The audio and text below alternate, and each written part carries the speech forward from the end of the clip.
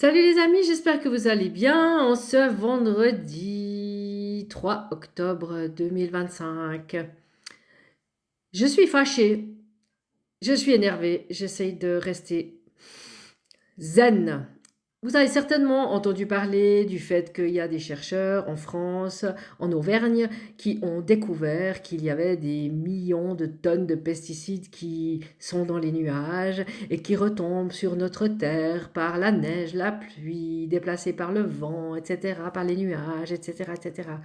Étonnamment, cette fois, cette information est diffusée partout, même sur la RTS, Radio-Télévision Suisse. Incroyable! Et sur les chaînes françaises, dans les journaux. Ah tiens, tout d'un coup on se réveille, on s'inquiète. Mais, messieurs, mesdames, ça fait des années que des gens signalent, que les lanceurs d'alerte signalent ce problème. Des années! Et moi, qui suis toute neuve dans les lanceuses d'alerte depuis le Corico Coco, eh ben, il y a 2 ans, je vous avais déjà dit qu'au Puy de Dôme, les chercheurs français avaient alerté sur les pluies acides. Ils trouvaient ça très très grave qu'il y avait des pluies trop acides qui tombaient sur le sol français. Mais ça, ça a passé inaperçu dans la presse suisse, évidemment, parce que la Suisse pense que les frontières sont tellement solides, tellement surveillées, que les nuages, ils vont s'arrêter à la frontière, et puis que nous, on risque absolument rien. Et puis, ça fait aussi quelques années que je parle de géo-ingénierie et de ce qui se passe dans le ciel, de ce qui est dispersé dans le ciel, soit par les avions, soit par d'autres méthodes. Mais ça, la vilaine Marnais, la complotiste, non, non, non, non, non, tu délires complètement. Eh ben moi, il y a 2 ans, suite à ces informations du Puy-de-Dôme, j'ai fait des mails, des lettres, des courriers à la Confédération, au canton, à la commune, aux services industriels, ceux qui s'occupent des eaux usées, etc. Mais on me répond toujours, mais tout est sous contrôle, nos filtres sont suffisamment puissants, tout va bien, l'air est surveillé, l'air est contrôlé. J'ai même une application pour l'air que je respire et toujours c'est au vert, tout va bien. Tu ne risques rien, Marnet. L'air pur que tu respires en Suisse, à Lausanne, il est extra pur. Et l'eau que tu bois est toute bonne, contrôlée par la steppe de Lausanne. Oh, mais c'est merveilleux.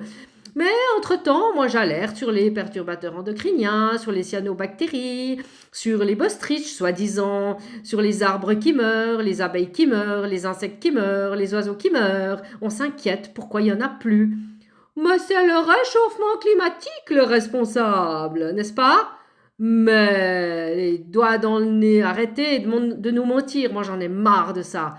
Et je vais vous montrer des photos, juste après, de ce que je constate depuis pas mal de temps que j'essaye de joindre à mes courriers. Mais non, non, c'est normal, c'est le petit arbre qui est malade parce qu'il vient d'être planté, il faut qu'il s'adapte à son environnement, et bliblablou, et bliblablou. Mais moi, j'en peux plus de ces mensonges. Nos gouvernements, ils font quoi? Donc imaginez maintenant, on tombe tous malades et on se pose tous des questions. Mais qu'est-ce qui se passe? Recrudescence des cancers, n'est-ce pas? Recrudescence des allergies, les enfants de plus en plus allergiques à l'alimentation. Ah bon, tiens, c'est étrange. Des traces de pneus dans nos légumes au bord des routes. Ah mais c'est la photo voiture qui pollue, mais bien sûr, c'est la photo voiture. Bah voyons. Des millions de pesticides nous tombent sur la tête, pour être poli. Tous les jours, on les respire, on les avale, ça tombe sur nos légumes, sur nos fruits, sur nos rivières, partout, sur nos arbres fruités, entre parenthèses, et nos petits légumes dans les champs, sur la terre, ça tombe sur la terre, n'est-ce pas? L'histoire des PFAS aussi, ça fait un scandale. Et puis on en est où avec ça en Suisse? Ah, je sais pas, c'est long les démarches pour faire quelque chose. Ça fait des années, plus de 50 ans, je crois même que j'étais pas née quand il y en a qui alertaient déjà. Mais circuler, il n'y a rien à voir. Ah non, circuler, il n'y a rien à voir. Mais là, maintenant, nous sommes de plus en plus et nous partageons les infos de plus en plus. Et il est temps, vraiment, petit peuple, de te réveiller et de crier au scandale pour tout ce qui se passe, de tout ce qui se passe et tout ce qui sort maintenant. Parce que tout ce qui sort maintenant est là depuis bien longtemps. Il y a même eu une étude à Chamoison chez les étudiants, les écoliers, parce qu'ils trouvaient étonnant que ces enfants aient beaucoup de crises d'asthme. Donc, ils ont fait, il y a 2 ans, sauf erreur, une analyse. Le résultat est sorti en juin dernier, donc à Chamoson-en-Valais, en Suisse. Et il semblerait que ce n'est pas la faute des pesticides mis sur les vignes. Ce n'est pas du tout ça. C'est un autre problème. Eh ben oui, ben les élèves, ils boivent l'eau, ils respirent et tout. Donc, si on a des millions de pesticides qui nous tombent sur la tête, c'est pas étonnant. Et puis ça, c'est sans parler des ondes électromagnétiques. Ça aussi, c'est un chapitre intéressant. Mais on est complotiste, il n'y a pas de preuves scientifiques. Non, non, il n'y a pas de preuves scientifiques qu'on peut tomber malade avec les ondes électromagnétiques. Et ensuite, il y a les éoliennes. Ah, mais ça se crée sujet, les éoliennes. Les Français alertent parce qu'ils perdent leurs vaches, ils perdent leurs lapins, ils sont malades, ils ont mal à la tête, ils ont des vertiges, ils ont des cancers. Les vaches, elles perdent leurs veaux, les petits veaux meurent, les vaches font des fausses couches. Mais non, non, rien à circuler, rien à voir. On continue, on met des éoliennes. En Suisse, on m'a déjà répondu parce que j'ai posé la question. Non, mais la construction suisse est différente, elle est plus étudiée, le matériel est suisse, tout vient de Suisse, etc., etc. Elle a bon dos, hein. La Suisse, si belle, si gentille, si surveillée, si analysée, si contrôlée et si bien dirigée, n'est-ce pas? Ha ha ha! Alors la vérité, maintenant, elle sort. Il va falloir prendre des mesures, messieurs, mesdames, les gouvernants, parce que là, je pense que pour nous, c'est un petit peu trop tard, quoi qu'il n'est jamais trop tard, mais moi, je pense aux générations futures. Et tous ces pro-climat, là, ils font quoi pour ça? Hein? Je viens de voir Greenpeace fait une pétition pour qu'on mette plus d'éoliennes à la place du nucléaire. Mais oui, plus d'éoliennes, bien sûr.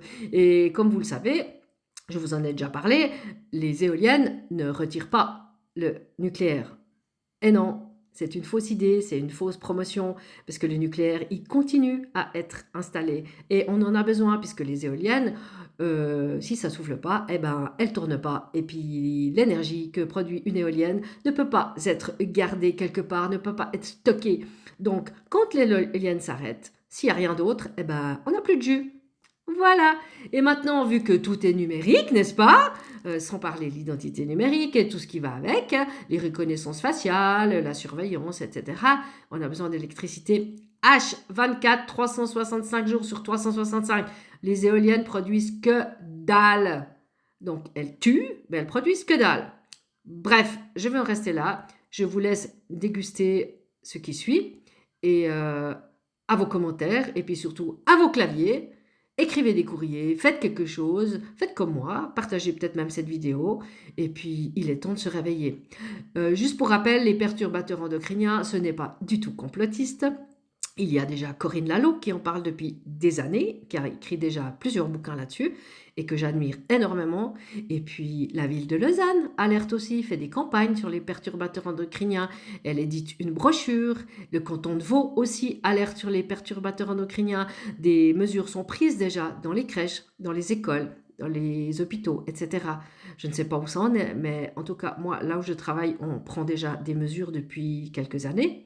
Et puis la Confédération aussi en parle, mais timidement, parce que c'est pas grave. Alors, perturbateurs endocriniens, si jamais c'est des perturbateurs d'hormones qui féminisent les hormones, qui sont cancérigènes et qui déclenchent beaucoup d'autres maladies. Je vous invite vraiment à aller vérifier ce que c'est que des perturbateurs endocriniens. Et puis, évidemment, le dernier sujet qui fâche, les vaccinations. Mais ça, je laisse les professionnels en parler. Et puis maintenant, ça bouge aux États-Unis. J'espère que ça va bouger aussi ici. Parce que, évidemment, vu que ce cher président des États-Unis, que je ne nommerai pas, que tout le monde aime ou déteste, a enfin fait le lien entre les injections et l'autisme. C'est le moment que ça sorte maintenant. C'est le moment. Allez les amis, sur ce, je vous laisse. Je vais me détendre et je vous embrasse. Allez, salut. Je vous fais un bec. Ciao.